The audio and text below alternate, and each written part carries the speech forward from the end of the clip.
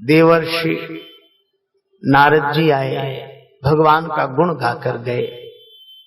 सप्त ऋषियों का आगमन हुआ वाटिका में।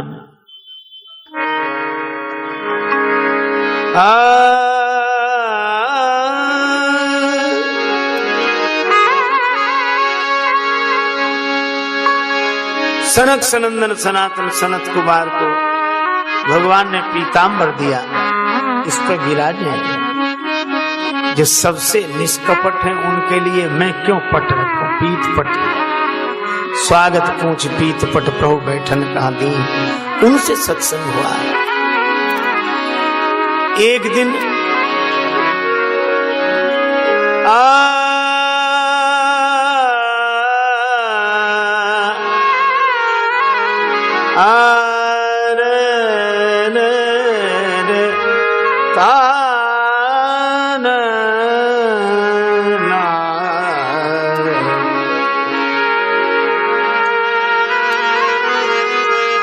लक्ष्मण जी ने कहा आज भगवान वाटिका में आए हैं, गजरथ तुरग मंगावत भय, सबको दान दिया, विराजमान हो गए। नाथ भरत कछु पूछन चाहिए, नाथ भरत कछु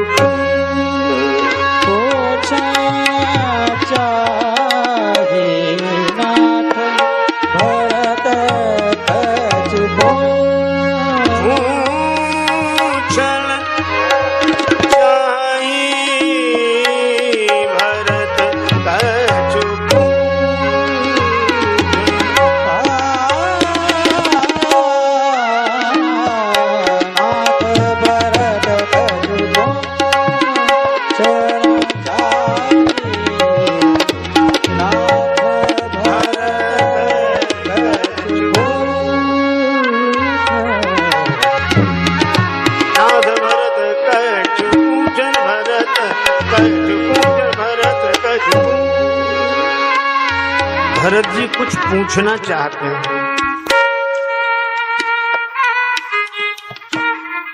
भगवान ने कहा पूछे पूछे, भरत जी क्या पूछना चाहते हैं पूछे। पर भगवान ने एक बात कही, तुम जानो कपि मोर स्वभाव। हनुमान जी कह रहे हैं कि भरत जी कुछ पूछना चाहते हैं। भगवान ने कहा हनुमान जी तुम मेरा स्वभाव जानते हो, भरत ही मोहि की अंतर काऊ। मुझ में और भरत में अंतर ही नहीं है। प्रश्नोत्तर तो दो में होते हैं, लेकिन हम और भरत दो नहीं है। हम में और भरत में कोई भेद ही नहीं है। तुम जानो कभी मोर स्वभाव, भरत ही मोहि की अंतर काऊ। अब पूछो भरत क्या पूछना है। भरत जी ने कहा कि प्रभु अब कुछ नहीं पूछना। नाथ न मोह संदेह कछु सपने हूं, शोक न मोह। मुझे कोई संदेह नहीं, शोक मोह तो स्वप्न में भी नहीं। जो भरत जी हमेशा यह कहते रहे, मोहि समान को पाप निवास, यही लगी सिय राम बनवास। भगवान तक समझाते हैं कि भरत ऐसा मत कहो, पर श्री भरत जी कहते हैं मेरे जैसा कोई पापी नहीं है। भगवान ने कहा कैसे जाना, पाप का फल क्या है। प्रभु आपका वनवास, यही लगी सिय राम वनवास। मेरे पाप के कारण ही आप वन में आए, आपको वन मिला। पर भगवान बोले भरत तीन काल त्रिभुवन मत मोरे, पुण्य श्लोक तात तर तोरे। भरत तीनों कालों में तीनों लोकों में तुम्हारे जैसा कोई पुण्यात्मा नहीं है। भरत जी हाथ जोड़कर कहते हैं प्रभु यह मुझे व्यंग लगता है। भगवान ने कहा कि भरत एक बात सोचो, तुम कहते हो कि तुम्हारे पाप के कारण मुझे वन मिला, और मैंने जब महात्माओं से चर्चा की, महात्माओं ने मुझसे पूछा कि राम तुम्हें वन क्यों मिला।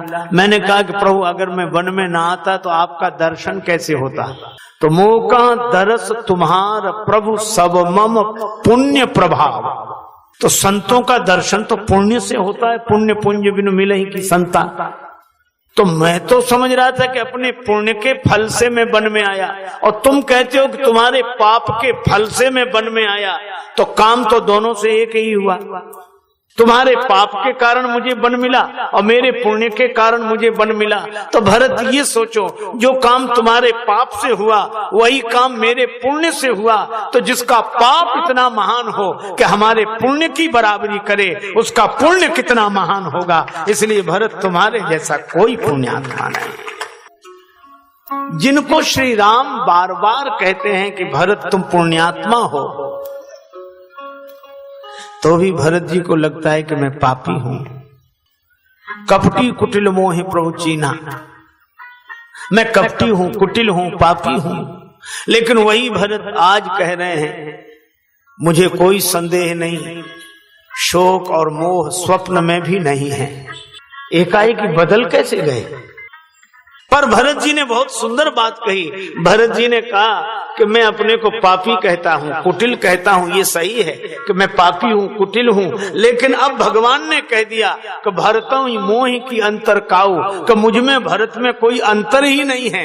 और जब मुझ में भरत में अंतर नहीं, ये भगवान कह रहे हैं, तो भगवान के स्वरूप में मेरे स्वरूप में जब अंतर नहीं है, और तब फिर मैं कहूं कि मैं कुटिल हूं, पापी हूं, तो ये सारे के सारे आरोप भगवान पर भी लगेंगे, क्योंकि उनके मेरे स्वरूप में कोई अंतर नहीं उनके अनुसार। इसलिए मैं कह रहा हूं कि नाथ न मोह संदेह कछु सपने हूं शोक न मोह। न मुझे कुछ संदेह है, न शोक है, न मोह है। पर ये स्थिति आई कहां से?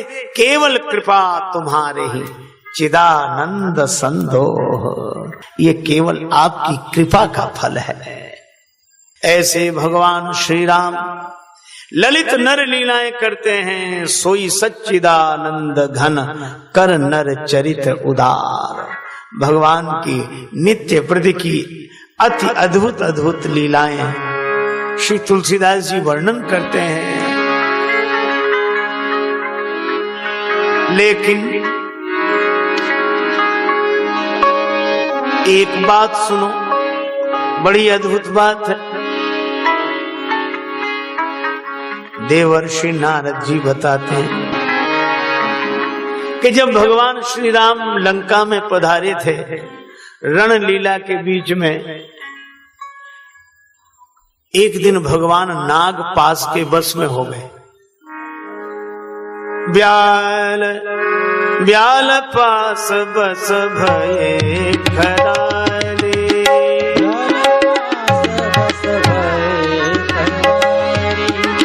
ब्याल पास बस भये खरारे, ब्याल पास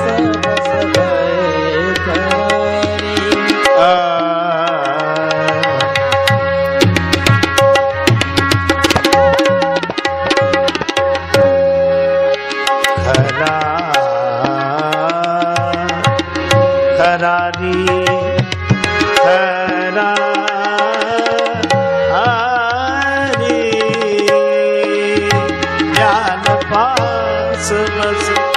भये खरारे।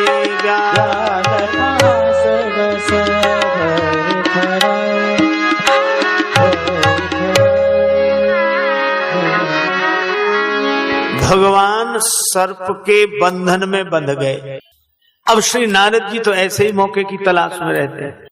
भगवान नरलीला कर रहे हैं, ब्याल पास में बंध गए और नारद जी ने तुरंत कहा, गरुड़ भगवान कष्ट में है, संकट में है, ब्याल पास के बस में हो गए, तुम ही उन्हें मुक्त कर सकते हो, तुम चलो, जल्दी चलो। अब गरुड़ जी चले। गरुड़ महाज्ञानी गुण राशि, श्रीपतिपुर वैकुंठ निवासी।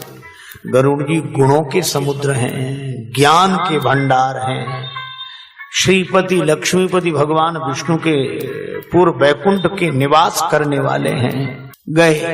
अब इस पूरी पंक्ति में उनके भक्ति का उल्लेख नहीं है, इसलिए ज्ञानी गरुड़ गए, ज्ञान गरुड़, बल्कि यूं कहें कि ज्ञानाभिमानी गरुड़ गए। और भगवान ब्याल पास के बस में तुलसीदास जी स्पष्ट लिखते हैं, खगपति तब धरि खाए। अब बड़े ध्यान पूर्वक सुनना, गरुड़ जी ने खा लिया उन सांपों को। कैसे थे वो सांप? का माया नाग बरूथ, माया के सांपों को खा लिया। नहीं समझे? उन सांपों को खा लिया जो थे ही नहीं। माया का अर्थ है मां माने नहीं, या माने जो चीज जैसी ना हो फिर भी वैसी जिसके प्रभाव से दिखाई दे, उसका नाम माया। इसका अर्थ है कि भगवान बंधन में थे ही नहीं, लग रहे थे। और गरुड़ जी ने उन सांपों को खा लिया। अब खाकर लौटे तो अब सोचने लगे, क्या राम जी सचमुच भगवान हैं? और अगर भगवान हैं तो भगवान क्या ब्याल पास के बस में होगा, सर्पों के बंधन में? भाव बंधन से मुक्त करने वाले भगवान बंधन में? और जो सबको भाव से मुक्त करते उनको मैंने मुक्त किया।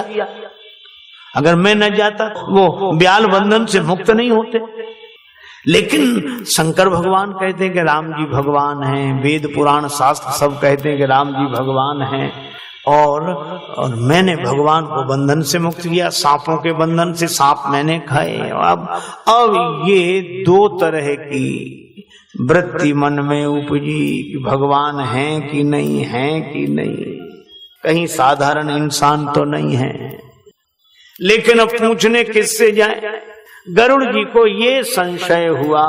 और नारद जी जो ठहरे इतने आनंद में, अब नारद जी सब जगह कहते फिरे, कमाल हो गया, कमाल हो गया, विश्व में पहली बार अद्भुत आश्चर्य, गरुड़ को काट लिया। गरुड़ को किसने काट लिया? सांप ने गरुड़ को काट लिया, सांप ने गरुड़ को काट लिया। अब सब कहते नारद जी सुनो, हाँ सही कह रहे हैं, सांप ने गरुड़ को काट लिया। तो कौन से सांप ने गरुड़ को काट लिया? नारद जी बोले, संशय सर्प गृस्यौ मोहिताता। इस संशय के सांप ने गरुड़ जी को भी काट लिया। और गरुड़ महाज्ञानी गुण राशि, ये बड़े से बड़े ज्ञानियों को संशय का सांप ऐसा काटता है कि उनका मन भीतर ही भीतर काटता रहता है कि ये भगवान हैं कि नहीं हैं, हैं कि नहीं हैं, हैं कि नहीं हैं। अब पूछें किससे? अच्छा, ऐसे लोग ना तो मान पाते हैं और ना छोड़ पाते हैं। एक आदमी दिन रात ईश्वर का खंडन करता था, है ही नहीं, कभी हो ही नहीं सकता, ये तो लोगों का दिमाग खराब है। कुछ लोग बोले इन लोगों का तो धंधा है, ये ऐसी बातें करते हैं। लेकिन एक दिन देखा उसके कुर्ते की जेब में माला निकल आई। अरे भाई, तुम ईश्वर का खंडन करते हो तो माला क्यों रखते हो? का खंडन तो इसलिए करता हूं क्योंकि परमात्मा कभी न था, न है, न होगा। तो ये माला काहे को रखते हो? तो बोला इसलिए रखते हैं, खंडन तो इसलिए करते हैं वो है नहीं, लेकिन फिर सोचते हैं शायद कहीं हुआ तो सबसे ज्यादा दुर्दशा हमारी होगी। इसलिए कह देते कि वैसे तो तुम हो नहीं हो तो माफ कर देना, माला भी तो घुमा रहे हैं। अब ये इस तरह की वृत्ति गरुड़ जी में पैदा हुई। गरुड़ जी सबसे पूछते कि राम जी भगवान हैं कि नहीं, हैं कि नहीं। नारद जी के पास गए, अरे नारद बाबा, आपने मुझे बुलाया और मैं गया, भगवान को बंधन से मुक्त किया। मेरा प्रश्न है, क्या राम जी भगवान हैं या नहीं? नारद जी बोले समझ गया, मन ही मन खुश हुए। ये वही बीमारी है जो हमें कई बार लग चुकी है।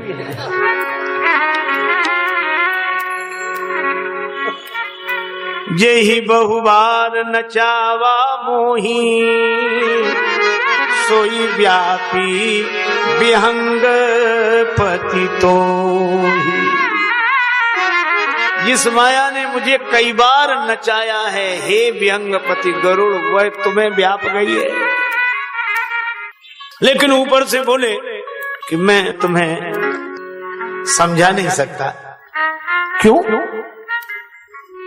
मेरा एक मुख है, ये भगवान के गुण गाने के लिए है। हम गुणगान वाले हैं, ज्ञान वाले नहीं, हम तो भगवान के गुण गाते हैं। गावत हरि गुण गान प्रवीण, गावत हरि गुण गान प्रवीण,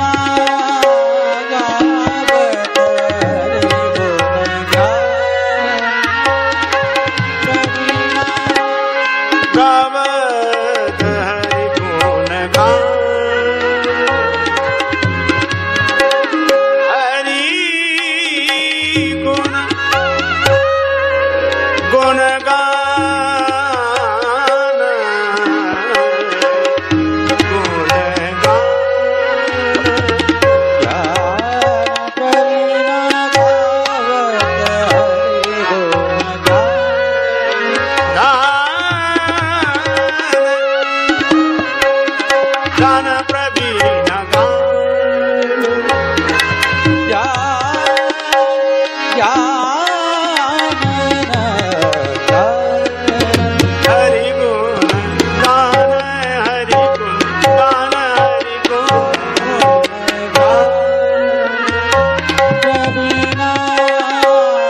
गावत हरि गुण गान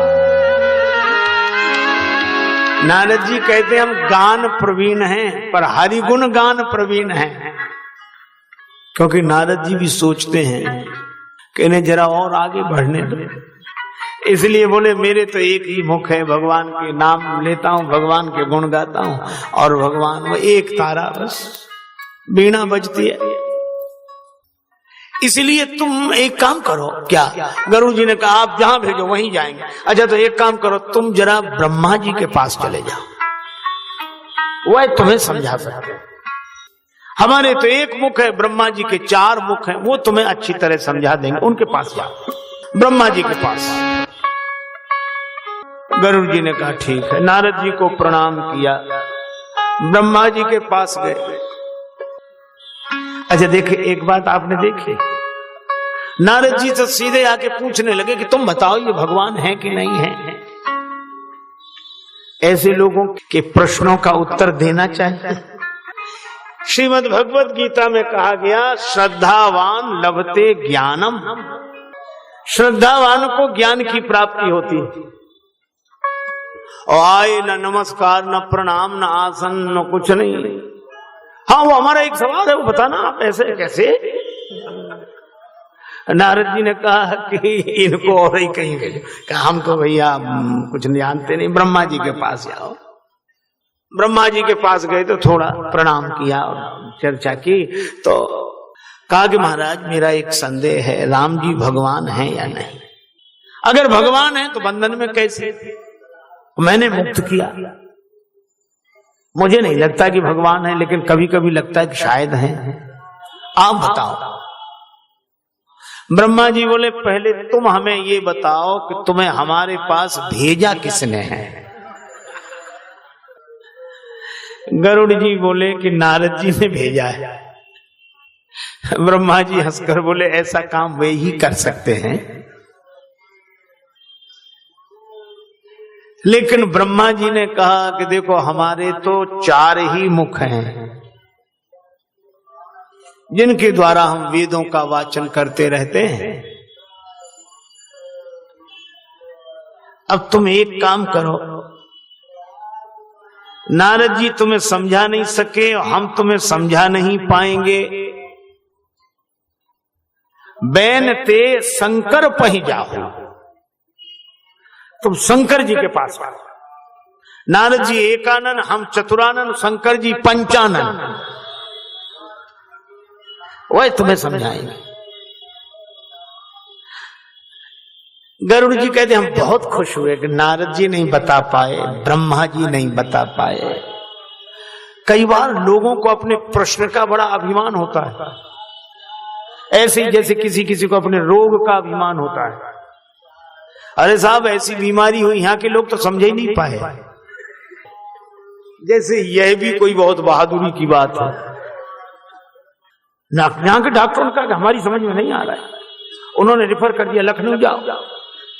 लखनऊ वाले भी नहीं समझ सके, बड़ी मुश्किल से उनका भाई दिल्ली जाओ। दिल्ली में भी बड़ी मुश्किल से लोग समझे, वो तो अमेरिका के डॉक्टर आए थे, तब उसमें से एक डॉक्टर ने उसने कहा कि नहीं ये रोग है।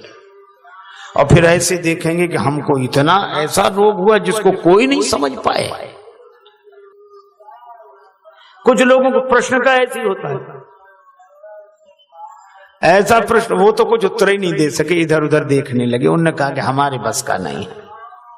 फिर उनका उनके पास जाओ, उनके पास गए, वो कुछ नहीं बता सके, फिर वो कुछ नहीं बता सके, और 10-12 महात्मा तो ऐसे कुछ नहीं बता सके। वो तो उनके भी जो आचार्य वो उन्होंने थोड़ा बहुत समझकर कुछ समझा पाया। तो गरुड़ जी इतने खुश, नारद जी नहीं बता सके, ब्रह्मा जी नहीं बता सके। नारद जी ने रिफर किया ब्रह्मा जी के पास, ब्रह्मा जी कह रहे हैं शंकर जी के पास जाओ। गरुड़ बड़े खुश होते जा रहे थे, रास्ते, और शंकर जी मिल गए रास्ते में। और गरुड़ जी ने प्रणाम किया, शंकर जी से कहा मुझे समझा दो राम जी भगवान हैं या नहीं। शंकर जी ने कहा समझा तो देते, लेकिन एक गड़बड़ी हो गई। मिले वो गरुड़ मार गए महा मोही, मिले वो गरुड़ मार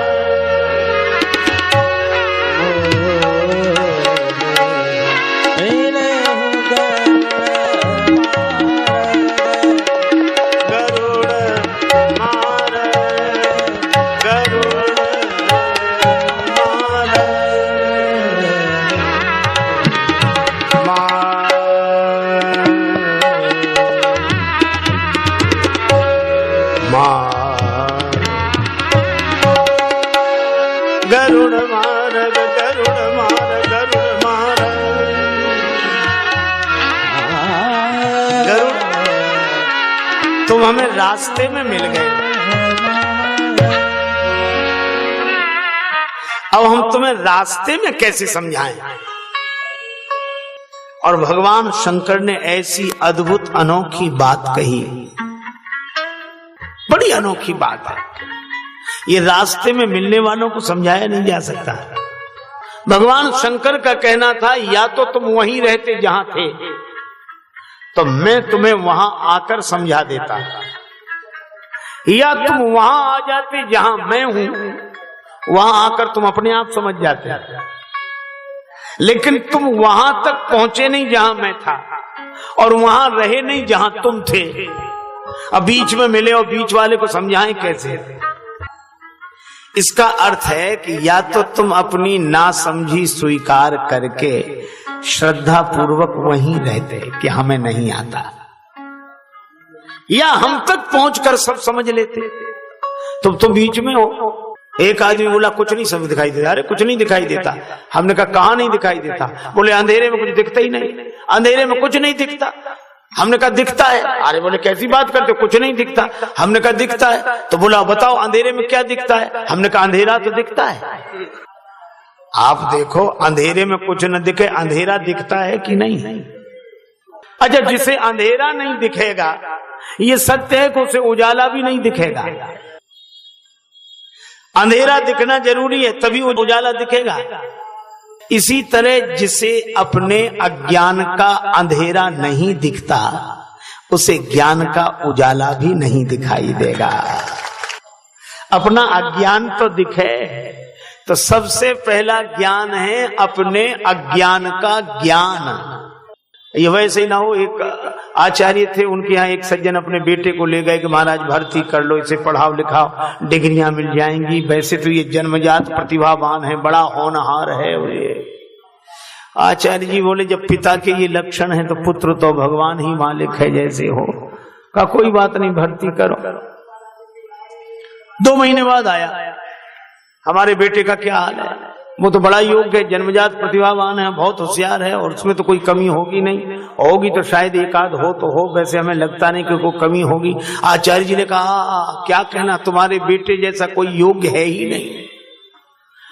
100 गुण में इसमें 98 है। केवल 2 नहीं है। पिता बोला कि 2 कौन से नहीं है?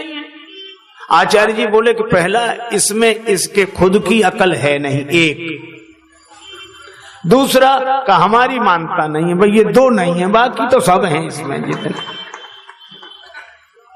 अब खुद दिखे नहीं और देखने वाले की माने नहीं, उभय भ्रष्ट।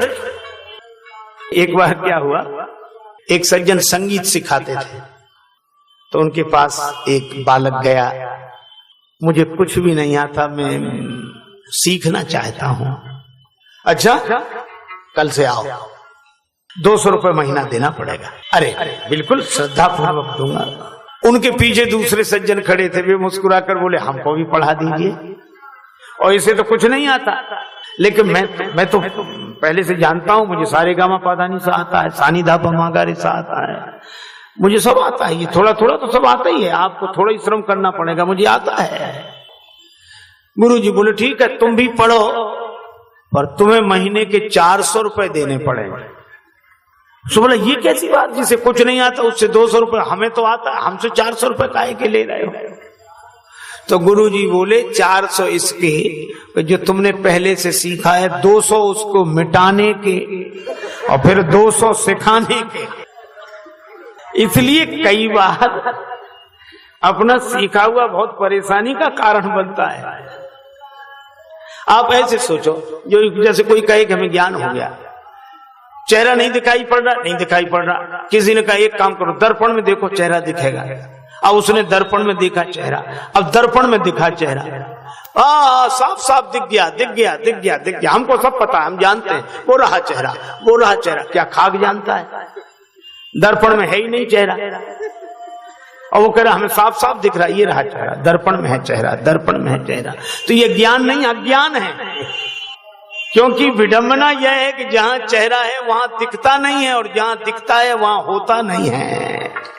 इसीलिए देखना है वहां और पाना है यहां, यह उसकी एक झंझट है। भगवान कहते हैं शंकर जी कि तुम कुछ न जाने होते तो मैं तुम्हें आकर समझा देता, या तुम पूरा जान चुके होते तो समझाने की जरूरत नहीं थी।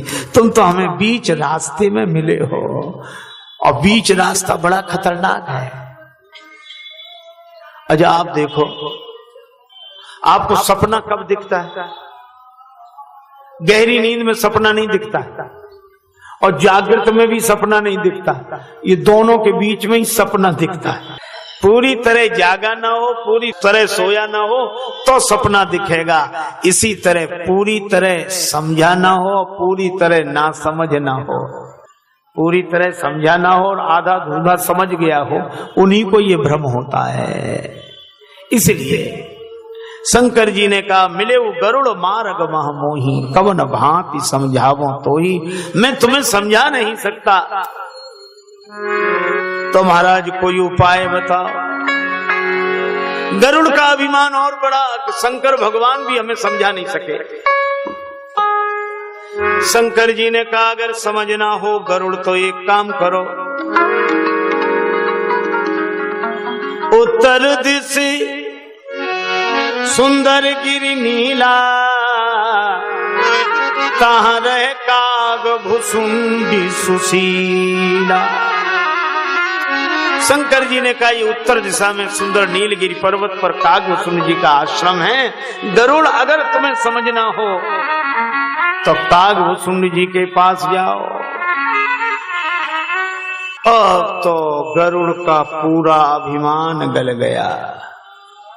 गरुड़ सोच रहे थे कि शंकर जी किसी और बड़े के पास भेजेंगे, जैसे नारद जी ने ब्रह्मा जी के पास भेजा, ब्रह्मा जी ने शंकर जी के पास, एकानन ने कहा चतुरानन के पास जाओ, चतुरानन ने कहा पंचानन के पास जाओ, और पंचानन शंकर जी कह देते कि अगर समझना है तो हमारे पुत्र सड़ानन जी के पास जाओ, 6 मुख हैं उनके पास जाओ, और सड़ानन जी कह देते अगर सही समझना है तो दशानन के पास जाओ। वो लोग कभी समझ सकते थे, पर शंकर जी कहते हैं कि हमने नहीं समझाया। पार्वती जी ने कहा कि बाबा आपने क्यों नहीं समझाया? शंकर जी बोले होए है कीन कबहू अभिमाना, सोई खोवे चह कृपा निधाना, ताते करी राखा, समुझई खग खग ही के भाखा।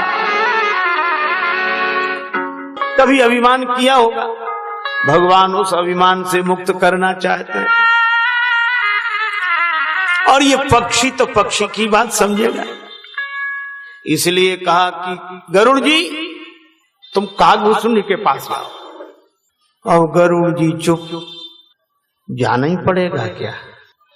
शंकर जी बोले समझना है तो जाना पड़ेगा।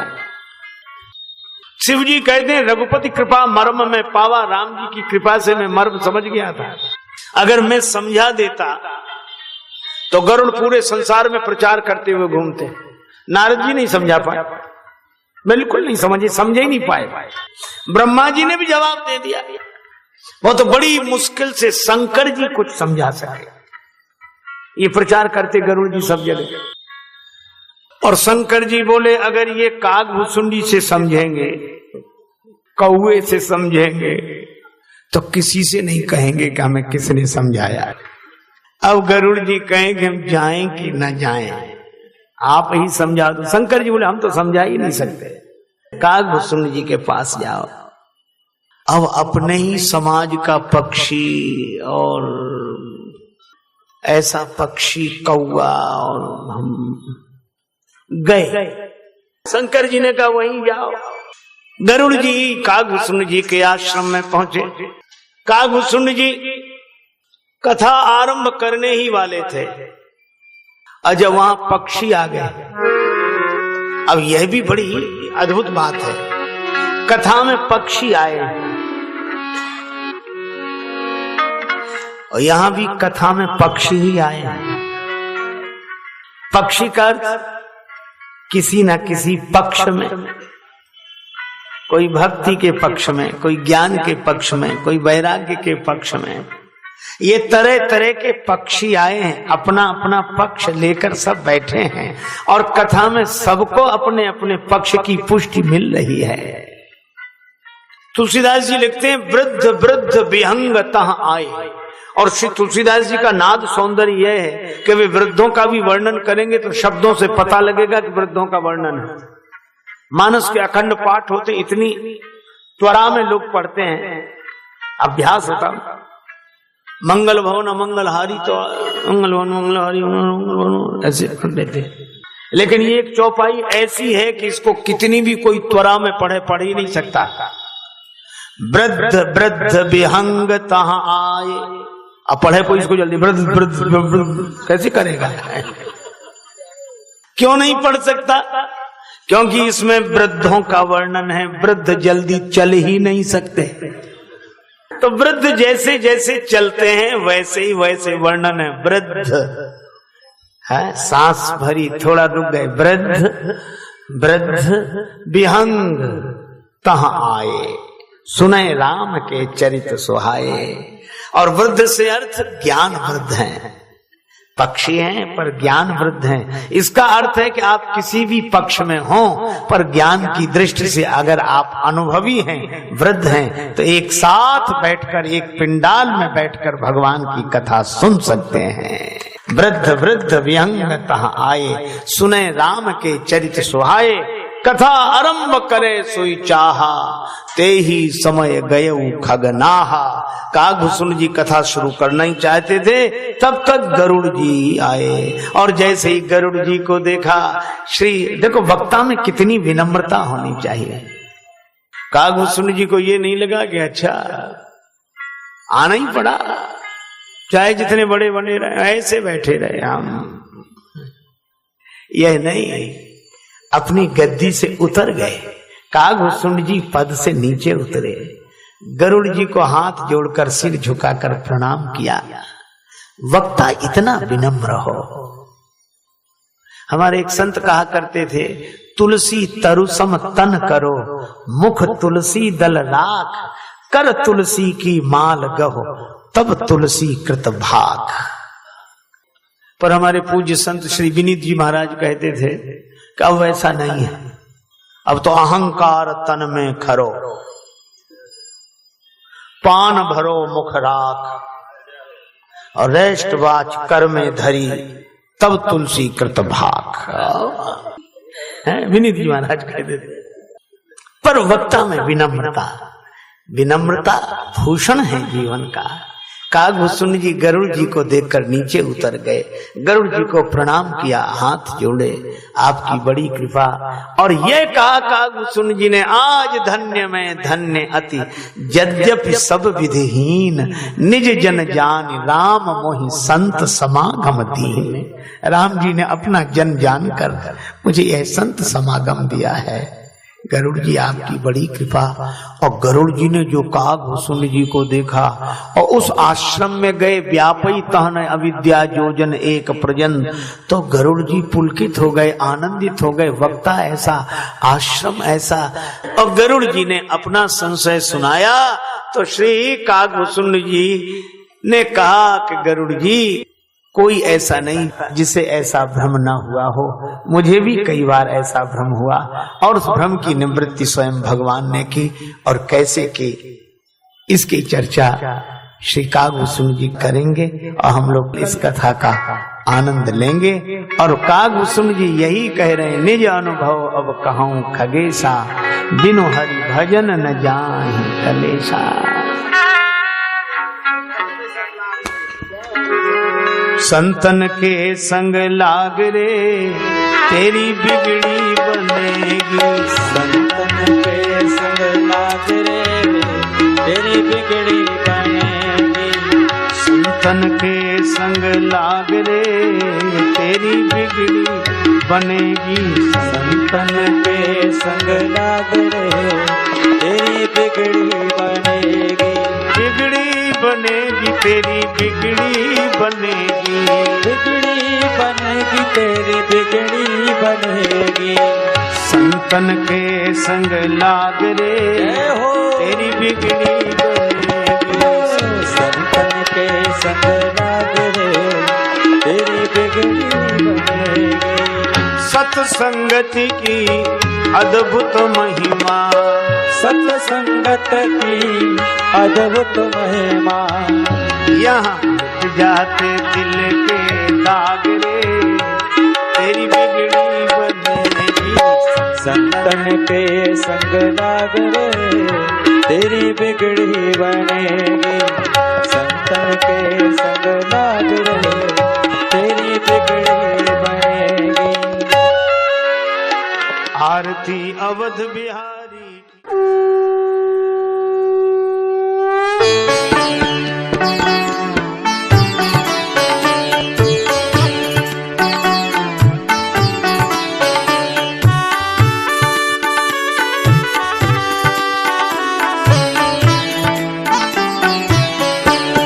आरती अवध बिहारी की, दयामयी जनक दुलारी की। आरती अवध बिहारी की, दयामयी जनक दुलारी की।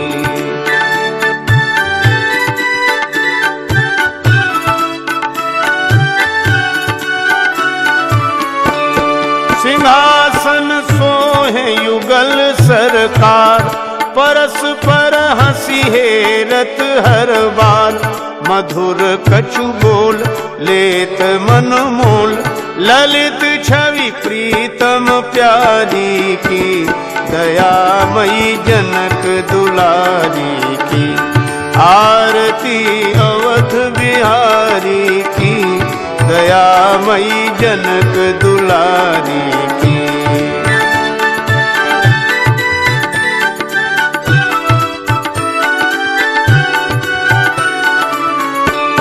पलोटत पाए अंजनी लाल, निरख पद पंकज होत निहाल। कहत रघुराई धन्य शिवकाई, पवन सुत गिरिवर धारी की। दयामयी जनक दुलारी की। आरती अवध बिहारी की, दयामयी जनक दुलारी की।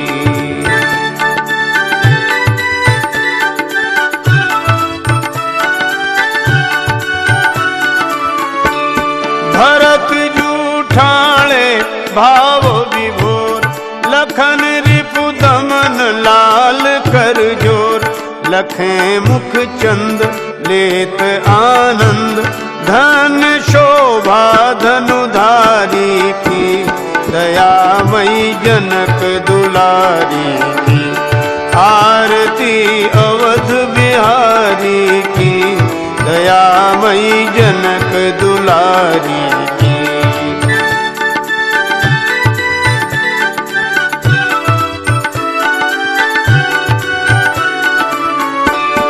आरती जो कोई जन गावे, प्रभो पद प्रेम अवश्य पावे।